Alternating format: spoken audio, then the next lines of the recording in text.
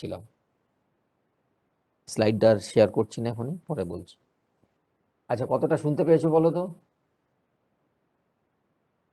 Sir blue ink দিয়ে যা যা লিখেছেন ওইগুলো বোধহয় দেখতে পাইনি আমরা। দেখতে পাবে। আচ্ছা, ইনফ্যাক্ট ওই এ এক্সপ্রেশন অব্দি পেয়েছিলে তাই তো? ওই যেটা এক্সপ্রেশনটা লিখেছিলেন ওপর পার্টটা, ওই পার্টটা বোধহয় আমরা শুনতে পেয়েছিলাম লাস্ট। এটা তাই তো, এক্সপ্রেশন এ, তাই তো? হুম হুম হুম। এক্সপ্রেশন এ এ। হ্যাঁ। এবার আমরা কি করছি না, this expression is a general expression whenever the wave is being incident obliquely to a dielectric interface. এই এক্সপ্রেশনটা, এই expression is a general expression. Now we are considering the perpendicular polarisation. Perpendicular polarisation মানে হচ্ছে সিনারিওটা এরকম হবে কিছুটা, x এদিকে, Y বোর্ডের থেকে বেরিয়ে, জেড নিচের দিকে, এ এন আর এর ডাইরেকশন এদিকে, এ এন আর ডাইরেকশন এদিকে, এ এন টি ডাইরেকশন এদিকে, ইআই পারপেন্ডিকুলার পোলারাইজেশন, তার মানে ওয়াই এর সাথে প্যারালাল করলাম, করসপন্ডিং এইচ আই তাহলে এদিকে পাবো, কারণ এন আই ডাইরেকশন এদিকে, this one is theta I, this one is theta R, this is theta T. আমরা জানি theta I is equal to theta R, আরেকটা জানি sine theta I by sine theta T is equal to square root of epsilon 2 by epsilon 1 or equals to eta 1 by eta 2, যেগুলো আগে করলাম এক্ষুনি। আর দুটো জিনিস আমরা জানি যে gamma is equal to eta 2 minus eta 1 by eta 2 plus eta 1, এটা হচ্ছে নর্মালের ক্ষেত্রে। আর টাও হচ্ছে twice eta 2 by eta 2 plus eta 1, এটা আমরা জানি, অলরেডি জানি। এবার দেখো, যখন আমরা whenever we are considering the perpendicular polarization, তাহলে এবার কি হবে, ট্যানজেনশিয়াল কম্পোনেন্ট গুলো কন্টিনিউয়াস হবে অ্যাক্রস দ্য ইন্টারফেস। তাহলে মিডিয়াম 1 এ আছে ইআই প্লাস ইআর, মিডিয়াম 2 তে আছে ET. So EI plus ER is equal to ET. এখান থেকে আমরা যেটা বার করছি, ET by EI is equal to 1 plus ER by ER. ইয়ারটা কমন নিলাম দুদিকে, তাহলে এই এক্সপ্রেশনটা পেয়ে বি দিয়ে রাখলাম। This B expression or expression number b is dedicatedly for the perpendicular polarization, where a is a general expression, can be applicable both for the perpendicular and the perpendicular as well as the parallel polarization. এবারে B এক্সপ্রেশনটা যদি এ তে বসাই, putting B into a যদি বসাই, যে ET by ER is equal to 1 plus EI by ER, তাহলে পুরো এক্সপ্রেশনটা আমার ইআর বাই ইআই দিয়ে চলে আসবে, এবং সেটা EI by ER is nothing but gamma. মাঝখানে ম্যাথামেটিক্সটা যদি আমি স্কিপ করতে যাই, ম্যাথামেটিক্সটা আমি আর করছি না, কিভাবে করবে দেখো আমি বলে দিচ্ছি তোমাদের। যে হচ্ছে গামা আমরা পেয়েছিলাম পারপেন্ডিকুলার পোলারাইজেশনের ক্ষেত্রে ইটা 2 মাইনাস ইটা 1 বা ইটা 2 প্লাস ইটা 1। এখানে যেটা আসবে একটা কস টার্ম আসবে, মানে ইটা 2 ইটা 1 থাকবে, ইটা 2 ইটা 1 থাকবে, যেহেতু এটা অবলিকলি ইনসিডেন্ট একটা কস থাকবে। এবার ইটা 2 সাথে কোন অ্যাঙ্গেলটা আছে, থিটা টি আছে, তাহলে থিটা থিটি হবে না, উল্টোটা হবে। তার মানে এটা হবে কস থিটা আই, এটা হবে কস থিটা টি, এটা হবে কস থিটা আই, এটা হবে কস থিটা টি।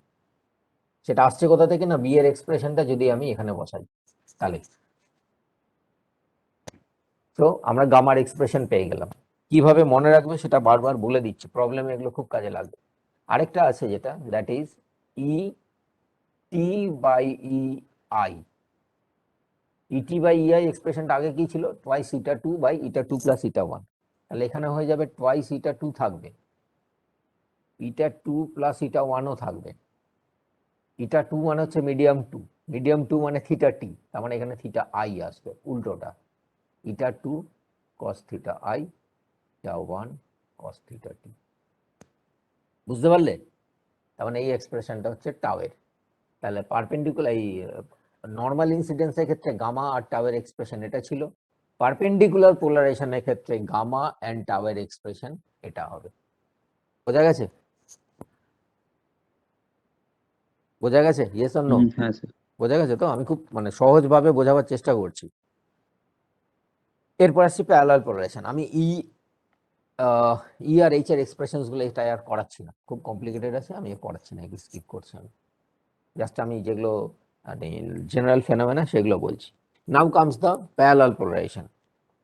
প্যারালাল পোলারাইজেশনের ক্ষেত্রে তাহলে কি হবে, প্যারালাল পোলারাইজেশন যদি কনসিডার করো তাহলে ছবিটা কেমন হবে, একটা র্যান্ডম ছবি নিচ্ছি।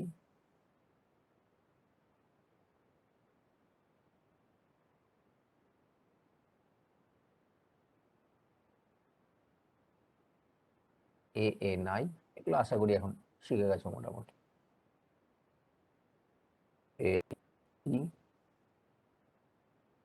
সরি, গোল্লা কেন করলাম? হ্যাঁ হ্যাঁ, গোল্লা তো একটা হবেই। এক্স জেড ওয়াই অ্যাক্সিসটা বলে দিলাম। প্যারালাল পোলারাইজেশন, তার মানে আমার এক্স জেড প্লেনেই থাকবে, আমি ধরে নিচ্ছি এটা হচ্ছে EI। ব্যাস, ANI জানি, তাহলে HIটা হবে অ্যাওয়ে ফ্রম দ্য বোর্ড, এইটুকু আমরা জানি। এবার এক্ষেত্রে তাহলে যে আমরা বাউন্ডারি কন্ডিশনটা প্যারালাল এই পারপেন্ডিকুলারের ক্ষেত্রে করেছিলাম, যে EI plus ER is equal two ET, সেটা এখানে হবে না।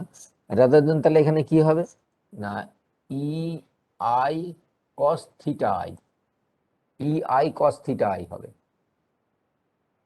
এটা হবে থিটা R, এটা হবে theta T, minus ER cos theta I, কারণ আর এটা অ্যাকচুয়ালি আরটা আমি আই করে দিলাম। আর ইটির ক্ষেত্রে কি হবে, ইটি cos থিটা টি। এটা হবে তাহলে বাউন্ডারি কন্ডিশন, যে EI minus cos theta I minus ER cos theta I is equal to ET cos theta T. একই রকম ভাবে তাহলে আমরা এখানেও ইটি বাই ER বার করব। ইটি বাই ER এখানে হবে 1 মাইনাস ER বাই EI, আগেরটা ছিল, এখানে একটা cos টার্ম ঢুকে যাবে, cos theta I by cos theta T ঢুকে যাবে, আর কিছু না। এই এক্সপ্রেশনটা সিটা এবার পুট করো এতে, প্রসিডিওরটা পুরো একই।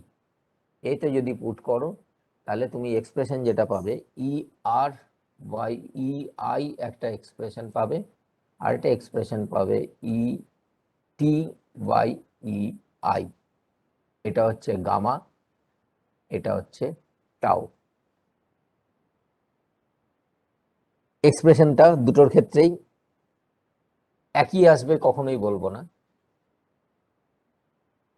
থাম্বরুল দেখাচ্ছি কিন্তু আমি, এটা eta1 eta2 প্লাস eta1, দেখে বাচ্চাদের মতো লাগছে হয়তো, বাট মনে রাখার ক্ষেত্রে খুব সুবিধা। এটা ছিল আমার নর্মাল কম্পোনেন্টের, নর্মাল ইনসিডেন্সে।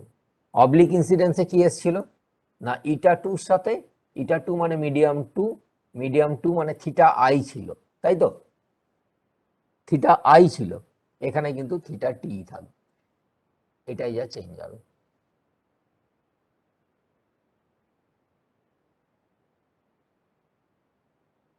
eta2 আছে মানে cos থিটা টি, মানে যখন শুধু প্রবলেম থাকবে, পুরো ফর্মুলাটা কিভাবে মনে রাখবে সেটা আমি তোমাদের শিখিয়ে দিলাম। থিটা আই আমিও এইভাবেই মনে রাখি। এইটা হবে তাহলে গামা টাউয়ের এক্সপ্রেশন। মানে এখনই বলে দিচ্ছি, এটা যখন আমরা, এটা প্যারালাল পোলারাইজেশনের জন্য আমাদের এক্সপ্রেশনস গুলো, whenever you are considering the perpendicular polarization, এক্সপ্রেশনটা হবে eta2 cos theta I, eta1 cos theta 2, eta2 cos theta I, eta1 cos theta t, মানে টিটা হয়ে যাবে থিটা I আর থিটা আইটা হয়ে যাবে থিটা টি। পারপেন্ডিকুলার ক্ষেত্রে, পারপেন্ডিকুলার যেটা বের করেছি অলরেডি, সেখান থেকে আমরা ডাইরেক্টলি চলে গেলাম প্যারালাল পোলারাইজেশনে। এবং সব জায়গাতে 1 plus gamma is equal to tau আসবে কিন্তু, হ্যাঁ খেয়াল রাখবে, 1 plus gamma equals to tau, এটা সব জায়গাতেই আসবে। সো প্যারালাল পোলারাইজেশনের ক্ষেত্রে আমরা যে এক্সপ্রেশনটা পেলাম, গামা আই আর গামা আর এর দুটো এক্সপ্রেশন পেলাম, এই সরি গামা আর পেলাম আর টাউ পেলাম। গামার এক্সপ্রেশনটার eta2 cos theta T minus eta1 cos theta I, আর এটা যখন আমরা পারপেন্ডিকুলার ছিল এটা হয়ে যাবে eta2 cos theta I minus eta1 cos theta t, বাকিটা মনে থাকবে। নাও in case of parallel polarisation, there will be a particular angle, total internal reflection যেটা বলি আমরা, there is a particular angle theta b, incident angle theta b, for which there will be no reflection, rather than the entire wave will be transmitted to the medium 2. total internal reflection এর ঠিক উল্টোটা। total internal reflection হচ্ছে for a particular angle of incidence the entire wave will getting reflected back, no wave in the medium 2. এখানে যেটা হচ্ছে for a particular angle of incidence theta b there will be no reflection, এই অ্যাঙ্গেলটাকেই বলে ব্রিস্টার্স angle.